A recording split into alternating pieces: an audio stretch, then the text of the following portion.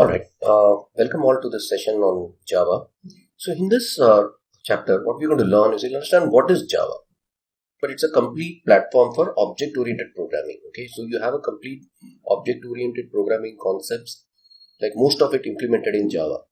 Now let's look at some terms related to Java with new start off. You'll be hearing this throughout so that you don't get confused. So JRE, JDK and JVM. Now what is JRE? JRE is an acronym for Java Runtime Environment. It is used to provide runtime environment for the application.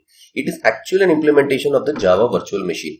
It exists physically, contains a set of libraries and other files that JVM uses at runtime.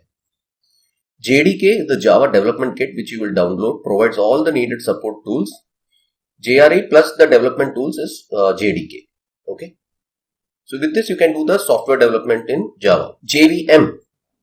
JVM is the abstract machine, virtual machine. It is a specification that provides a runtime environment in which Java bytecode can be executed.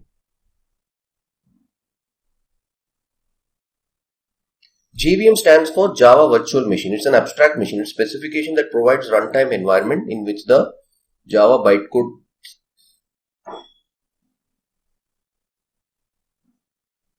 JVM is the Java virtual machine or the abstract machine, provides a runtime environment in which Java bytecode can be executed. Now what is bytecode and all we'll understand as we proceed. JVM are available for many hardware and software platforms. JVM, JRE and JDK are platform dependent, but as configuration or platform dependent because configuration of each OS differs. So that is why you will find JDK for a particular OS and all that to download. But overall, when you execute Java, it is platform independent. So basically what does it do is JVM, JRE and JDK will enable your Java program to run on any platform, any OS. Okay.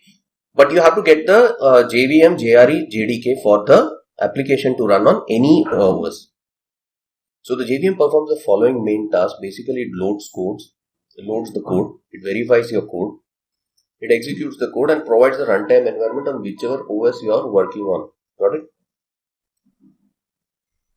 The Java virtual machine, what does it do?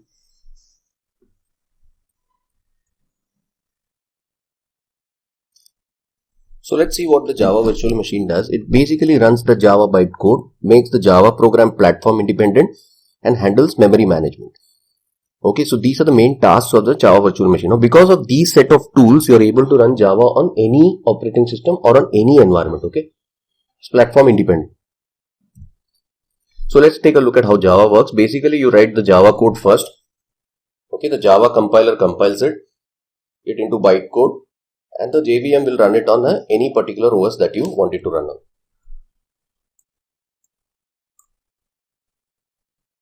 So if you see the slide, it will run on any OS, whether it is Windows, Linux, Mac, any OS it will run.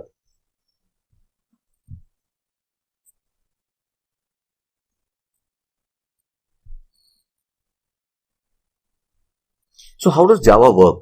How does it work? How does it execute? Basically, Java compilers convert your code that you write, the code which you write in text, from human readable to something called as bytecode in the Java world. This bytecode is in the form of bytes, okay, is interpreted by your Java virtual machine, which operates much like a physical CPU to actually execute that compiled code. So what does it do? Java compiles the code into bytecode and JVM will basically interpret that and execute the code. The just-in-time compiler is a program that turns Java bytecode into instructions that can be sent directly to the processor. So this is how it works. Basically, you write your code, you compile that code into bytecode, from human readable to bytecode, and the bytecode is interpreted by a JVM which operates much like a physical CPU to execute the compiled code. Just-in-time compiler is a program that turns Java bytecode into instructions that can be sent directly to the processor.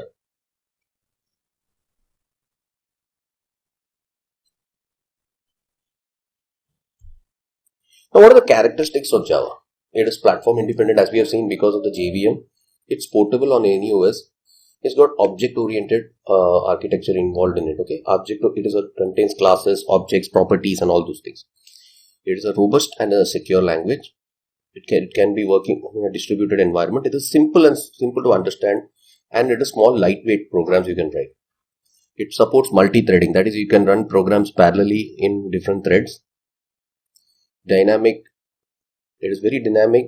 It is compiled and then interpreted. It's a high-performance programming language. So these are some of the key characteristics of Java.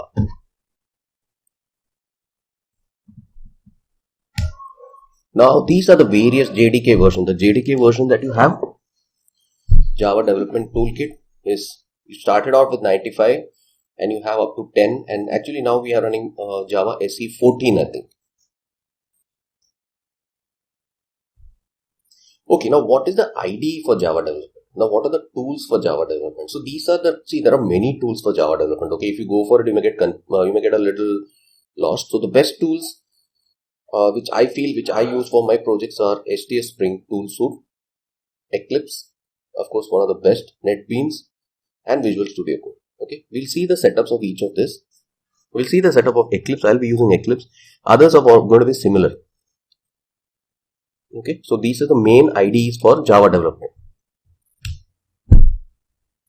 Now, a couple of things. Let's start off with. So, what you got to do is first you got to go and download the Java development kit. Without that, Java will not work, right? You need the JVM, JRE, all those things. It is all part of your development toolkit. So, you have to download this from this site, oracle.com, Java Technologies Downloads. So, what it will do is once you click on this, it's going to take you to some place like this. Okay. So, as you see here, Java 17 is the latest one. So, you can download the Windows or OS. As I told you, it is platform independent.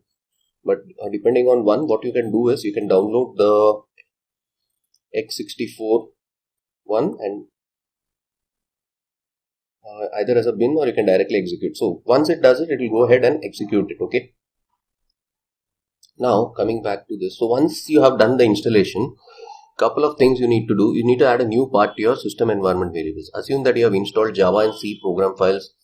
Suppose it gets installed over here. So you have to do a couple of setups like my computer, properties, advanced system settings, environment path variables, and under the advanced tab, you have to create basically a new path where you will point it to wherever the JDK has been installed. So what you do here is you say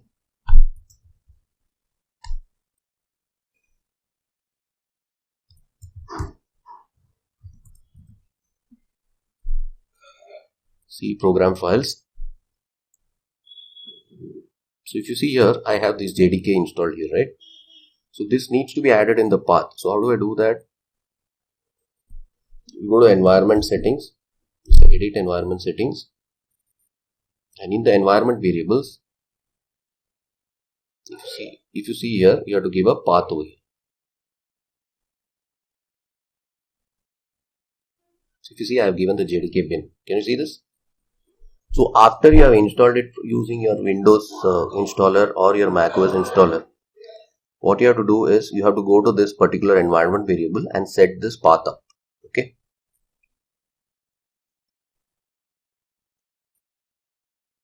Alright. So once you have done this, you have to restart your machine once.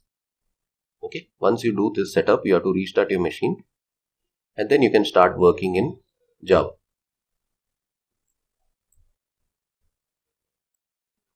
So you make sure that if the path is correctly set. Once you have this, so you restart your machine and then you can start working on Java.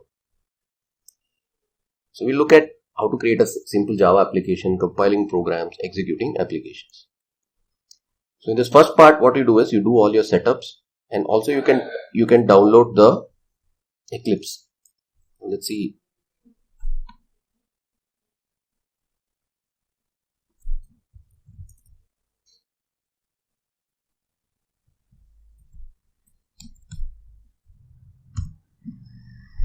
I would suggest you guys can go with this Eclipse Foundation tools. Okay. So this is another thing. This will basically install the IDE file. So you can download it from here.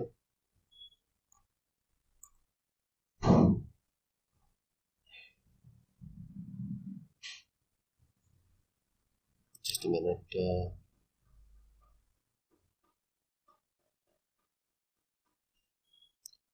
Yeah, if you go to IDE and tools,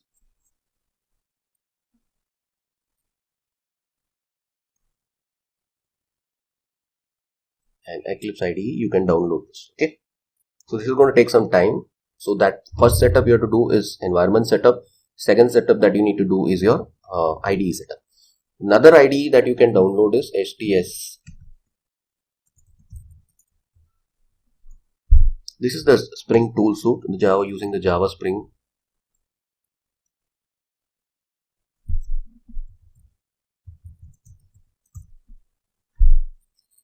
So if you go here to spring.io, you can also use this. Okay, I would suggest you can stick to Eclipse.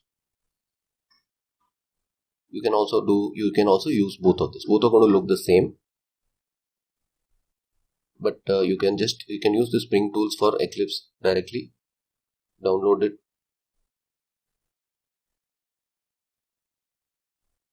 Either this one you can use, or Visual Studio also you can download. But what I suggest is, see this one. If you go here, you can install this one also. But what I said, for this you'll have to install, again you'll need Visual Studio Code. Okay, so this you need this. So right now, what for this project, for this training, I'm using Eclipse IDE. Okay, let me show you that. I have a little older version, but it's okay.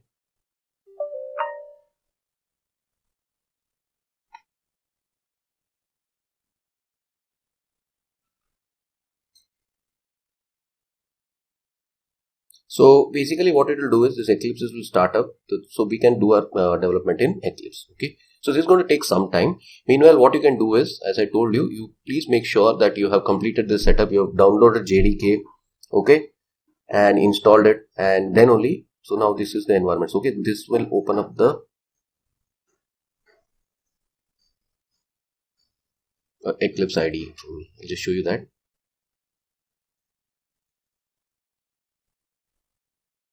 Yeah, so this is the environment IDE in which we will be building the development. Okay,